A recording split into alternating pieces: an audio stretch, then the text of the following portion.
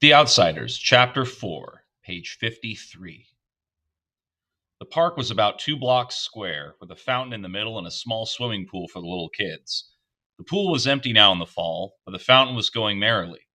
Tall elm trees made the park shadowy and dark, and it would have been a good hangout, but we preferred our vacant lot, and the shepherd outfit liked the alleys down by the tracks, so the park was left to lovers and little kids.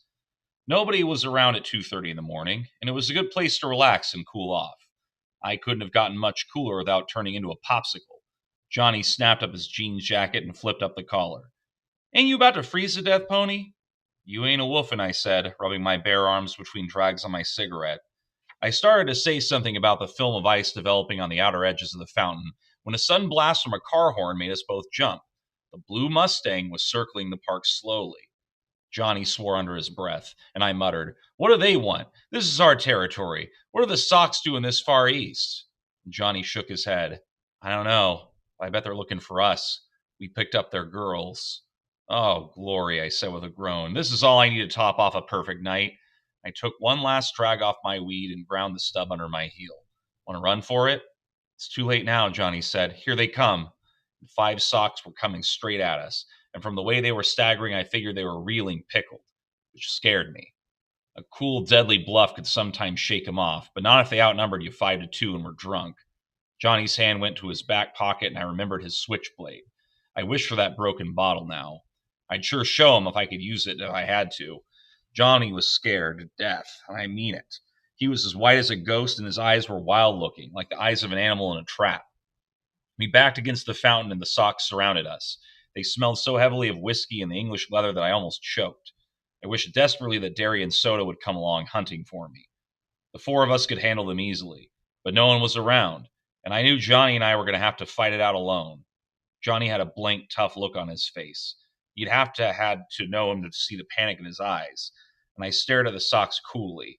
Maybe they could scare us to death, but we never let them have the satisfaction of knowing it. It was Randy and Bob and 3 other Sox, and they recognized us. I knew Johnny recognized them. He was watching the moonlight glint off Bob's rings with huge eyes. "Hey, what do you know?" Bob said unsteadily. "Here's the little greasers that picked up our girls. Hey, greasers." "You're out of your territory," Johnny warned in a low voice. "You better watch it." Randy swore at us as they stepped in closer. Bob was eyeing Johnny. "No, pal, you're the ones who better watch it. Next time you want a broad, pick your own kind, dirt." I was getting mad now. I was hating them enough to lose my head. "You know what a greaser is?" Bob asked. "White trash with long hair." I felt the blood draining from my face.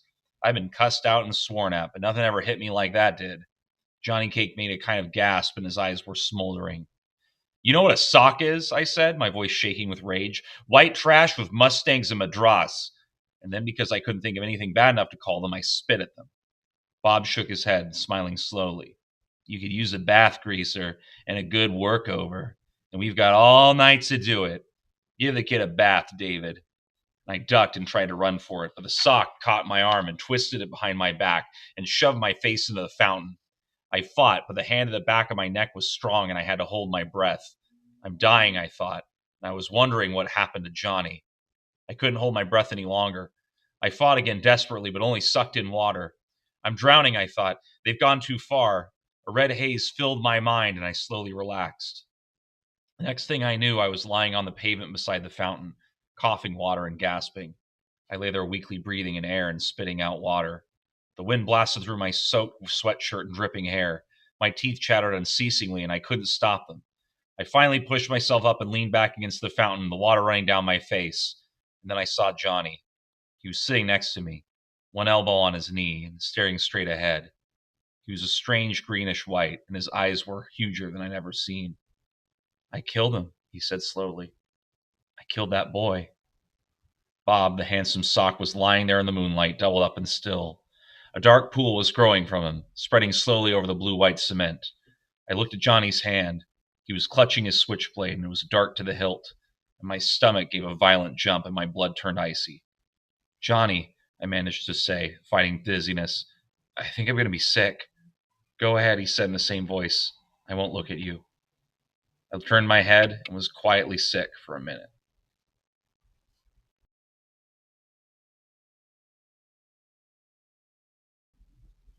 Then I leaned back and closed my eyes so I wouldn't see Bob lying there.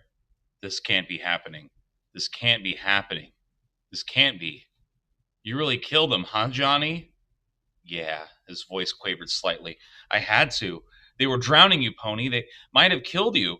And they had a blade. They were going to beat me up. Like, I swallowed. Like they did before? Johnny was quiet for a minute. Yeah, he said, like they did before. Johnny told me what had happened. They ran when I stabbed them. They all ran. And a panic was rising in me as I listened to Johnny's quiet voice go on and on. Johnny, I nearly screamed. What are we going to do? They'll put you in the electric chair for killing people. I was shaking. I wanted a cigarette. I wanted a cigarette. I want a cigarette. We'd smoked our last pack. I'm scared, Johnny. What are we going to do? Johnny jumped up and dragged me up by the sweatshirt. He shook me. Calm down, Pony Boy. Get a hold of yourself. And I hadn't realized I was screaming, and I shook loose. Okay, I said. I'm okay now. And Johnny looked around, slapping his pockets nervously. We got to get out of here.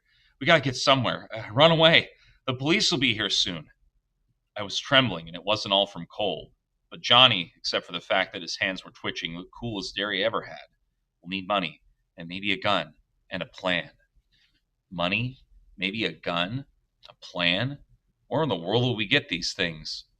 Dally, Johnny said with finality. Dally will get us out of here. And I heaved a sigh. Why hadn't I thought of that? But I never thought of anything. Dallas Winston can do anything. Where can we find him? I think at Buck Merrill's place. There's a party over there tonight. Dally said something about it this afternoon. Buck Merrill was Dally's rodeo partner. He was the one who got Dally the job as a jockey for the Slash J. Buck raised a few quarter horses and made most of his money on fixed racing and a little bit of bootlegging. I was under strict orders from both Derry and Soda not to get caught within 10 miles of his place, which was dandy with me. I didn't like Buck Merrill. He was a tall, lanky cowboy with blonde hair and buck teeth, or he used to be buck tooth before he had his 2 front teeth knocked out in a fight. He was out of it. He dug Hank Williams. How gross can you get? And Buck answered the door when we knocked, and a roar of cheap music came with him. The clinking of glasses, loud, rough laughter, and female giggles, and Hank Williams. It scraped on my raw nerves like sandpaper. Can of beer in one hand, Buck glared down at us. What do you want? Dally, Johnny gulped, looking back over his shoulder. We got to see Dally. He's busy, Buck snapped, and someone in his living room yelled, aha, and then yee-haw, and the sound of it almost made my nerves snap. Tell him it's Pony and Johnny, I commanded. I knew Buck. The only way he could get anything from him was to bully him. I guess that's why Dallas could handle him so easily, although Buck was in his mid-20s and Dally was 17. He'll come. And Buck glared at me for a second and stumbled off. He was pretty well crocked, which made me apprehensive. If Dally was drunk and in a dangerous mood. He appeared in a few minutes, clad only in a pair of low-cut blue jeans, scratching the hair on his chest. He was sober enough, and that surprised me. Maybe he hadn't been there long. All right, kids, what do you need me for? As Johnny told him the story, I studied Dally, trying to figure out what there was about this tough-looking hood that a girl like Cherry Valance could love. Tow-headed and shifty-eyed, Dally was anything but handsome. Yet in his hard face there was character, pride, and a savage defiance of the world. He could never love Cherry Valance back. It would be a miracle if Dally loved anything. The fight for self-preservation had hardened him beyond caring. He didn't bat an eye when Johnny told him what had happened, only grinned and said, good for you, when Johnny told him how he knifed the sock. Finally, Johnny finished. We figured you could get us out if anyone could. I'm sorry if we got you away from the party. Ah, shoot, kid, Dally glanced contemptuously over his shoulder. I was in the bedroom. And he suddenly stared at me. Glory, but your ears can get red, Pony Boy. I was remembering what usually went on in the bedroom at Buck's parties, and then Dally grinned in amused realization. It wasn't anything like that, kid. I was asleep, trying to be with all this racket. Hank Williams. And he rolled his eyes and added a few adjectives after Hank Williams. Me and Shepard had a run-in, and I cracked some ribs. I just needed a place to lay over. He rubbed his side ruefully. Old Tim sure can pack a punch. He won't be able to see out of one eye for a week, though. He looked at us over and sighed. Well, wait a sec. I'll see what I can do about this mess. And he took a good look at me. Pony Boy, are you wet? Yes, I stammered through chattering teeth. Glory, hallelujah! And he opened the screen door and pulled me in, motioning for Johnny to follow. You'll die of pneumonia before the cops even get to you. He dragged me into an empty bedroom, swearing at me the whole way. Get that sweatshirt off. He threw a towel at me. Dry off and wait here. At least Johnny's got his jeans jacket. Yeah, I know better than to run away in just a sweatshirt and a wet one at that. Don't you ever use your head? He sounded so much like Derry that I stared at him. He didn't notice, and he left us sitting on the bed. Johnny lay back on it. Wish I had me a weed. My knees were shaking as I finished drying off, sitting there in my jeans. And Dally appeared after a minute. He carefully shut the door. Here. He handed us a gun and a roll of bills. The gun's loaded. For Pete's sake, Johnny, don't point that thing at me. Here's $50. That's all I can get out of Merrill tonight. He's blowing his loot from that last race. You might have thought it was Dally who fixed those races for Buck, being a jockey and all, but it wasn't. The last guy to suggest it lost 3 teeth. It's the truth. Dally rode the ponies honestly and did his best to win. It was the only thing Dally did honestly.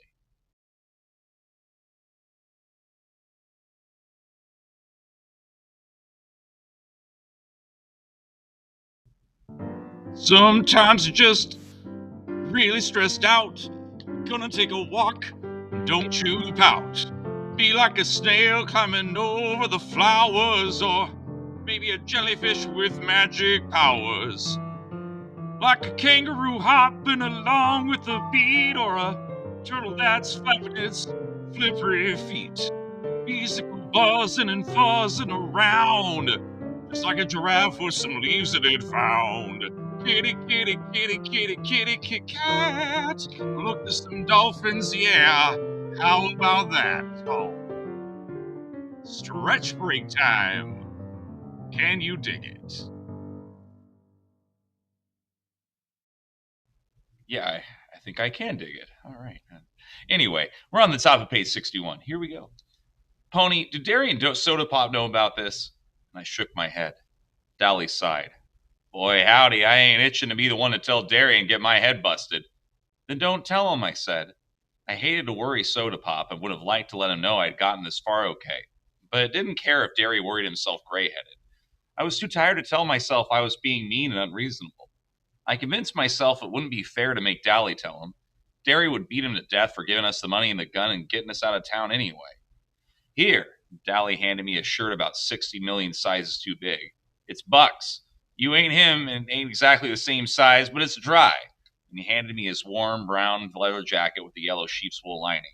It'll get cold where you're going, but you can't risk being loaded down with blankets. I started buttoning up the shirt. It almost swallowed me. Hop the 315 freight to Winn-Dixieville, Dally instructed. There's an old abandoned church on top of Jay Mountain. There's a pump in the back, so don't worry about water. Buy a week's supply of food as soon as you get there, this morning, before the story gets out. And then don't so much as stick your noses out the door. I'll be there as soon as I think it's clear. Man, I thought New York was the only place I could get mixed up in a murder rap. At the word murder, Johnny made a small noise in his throat and shuddered. Dally walked us back to the door, turning off the porch light before we stepped out. Get going! He messed up Johnny's hair. Take care, kid, he said softly. Sure, Dally, thanks. And we ran into the darkness. We crouched in the weeds beside the railroad tracks, listening to the whistle grow louder. The train slowed to a screaming halt. Now, whispered Johnny. We ran and pulled ourselves into an open boxcar. We pressed against the side, trying to hold our breath while we listened to the railroad workers walk up and down outside. One poked his head inside and we froze, but he didn't see us, and the boxcar rattled as the train started up. First stop will be Winn-Dixieville, Johnny said, laying the gun down gingerly. He shook his head. I don't see why he gave me this. I can't shoot anybody. Then for the first time, really, I realized what we were in for. Johnny had killed someone. Quiet, soft-spoken little Johnny who wouldn't hurt a living thing on purpose had taken a human life. We were really running away, with the police after us for murder and a loaded gun by our side. I wish we'd asked Dally for a pack of cigarettes. I stretched out and used Johnny's legs for a pillow. Curling up, I was thankful for Dally's jacket. It was too big, but it was warm. Not even the rattling of the train could keep me awake, and I went to sleep in the hoodlum's jacket with a gun lying next to my hand. I was hardly awake when Johnny and I leapt off the train into a meadow. Not until I landed in the dew and got a wet shock did I realize what I was doing. Johnny must have woke me up and told me to jump, but I didn't remember it. We laid in the tall weeds and damp grass, breathing heavily. The dawn was coming. It was lighting the sky in the east, and a ray of gold touched the hills. The clouds were pink and the meadow larks were singing. This is the country, I thought, half asleep. My dreams come true, and I'm in the country now. Blast it, pony boy. Johnny was rubbing his legs. You must have put my legs to sleep. I can't even stand up. I barely got off that train. I'm sorry. Why didn't you wake me up? That's okay. I didn't want to wake you up until I had to. Now, how do we find Jay Mountain? I asked Johnny. I was still groggy with sleep and wanted to sleep forever right there in the dew and the dawn. Go ask someone. The story won't be in the paper yet. Make like a farm boy taking a walk or something. I don't look like a farm boy, I said. And suddenly I thought of my long hair combed back and the slouching stride I used from habit. I looked at Johnny. He didn't look like any farm boy to me.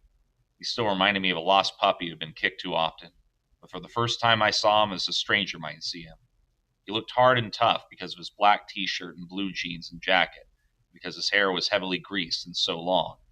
I saw his hair curled behind his ears, and I thought, we both need a haircut and some decent clothes.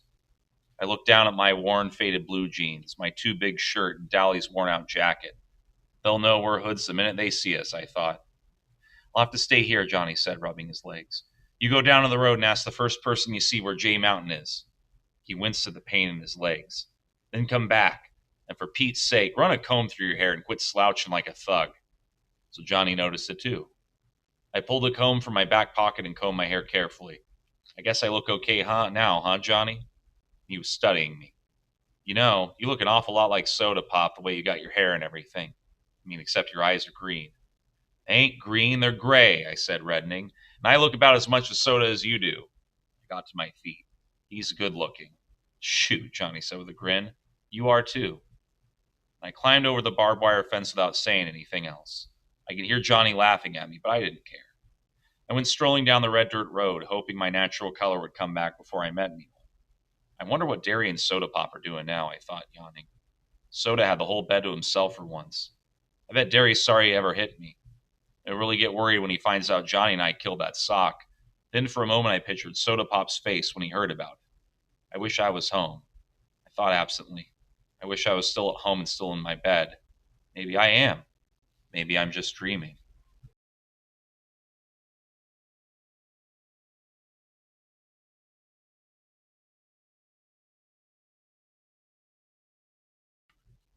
It was only last night that Dally and I had sat down behind those girls of the nightly double. Glory, I thought, with a bewildering feeling of being rushed. Things are happening way too quickly. Too fast. I figured I couldn't get in any worse trouble than murder. Johnny and I would be hiding for the rest of our lives now. Nobody but Dally would know where we were, and he couldn't tell anyone because he'd get jailed again for giving us that gun.